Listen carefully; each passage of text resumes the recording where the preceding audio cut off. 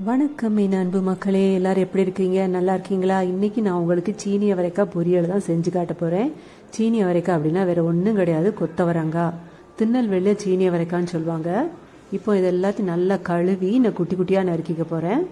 நறுக்கிட்டு இப்போ உங்கள்கிட்ட நான் காட்டுறேன். சின்ன சின்னதாக நறுக்கியாச்சு. நான் எப்போவுமே இந்த சீனி அவரைக்காய் குக்கரில் வச்சு 2 விசில் வச்சு எடுத்து தான் நான் பொரிப்பேன். இப்போ பாருங்கள், நான் குக்கரில் இதை போட்டுட்டு அதோட கொஞ்சம் உப்பு போடுறேன், கொஞ்சம் மஞ்சள் போடுறேன். 2 விசில், கொஞ்சமாக தண்ணி ஊற்றிச்சு 2 விசில் போதும். அதுக்கு மேலே விட்டிங்கன்னா குழஞ்சிரும். குக்கரை மூடிட்டு 2 விசில் வச்சு எடுத்து வச்சுக்கிறேன்.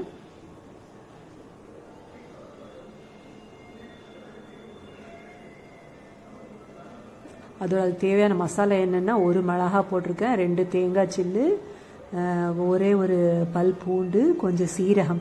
நான் எப்போவுமே கூட்டுகளுக்கு இந்த மசாலா தான் யூஸ் பண்ணுவேன். இதை மிக்சியில் போட்டு லைட்டாக குறகுறான்னு அரைச்சி எடுத்து வச்சுக்கலாம்.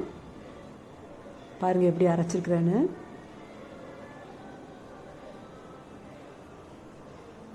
ஸ்டவ்வில் ஒரு வறுக்கச்சட்டி வச்சுட்டு தாளித்த பிறகு நான் குக்கரில் வேக வச்சுருந்த சீனி அவரைக்காய் உள்ளே ஆட் பண்ணுறேன். உள்ளே ஆட் பண்ணின்னு 2 நிமிஷம் கிண்டி விட்ட பிறகு மிக்சியில் நான் அரைச்சி வச்சுருந்தேன்ல மசாலா அதையும் ஆட் பண்ணுறேன்.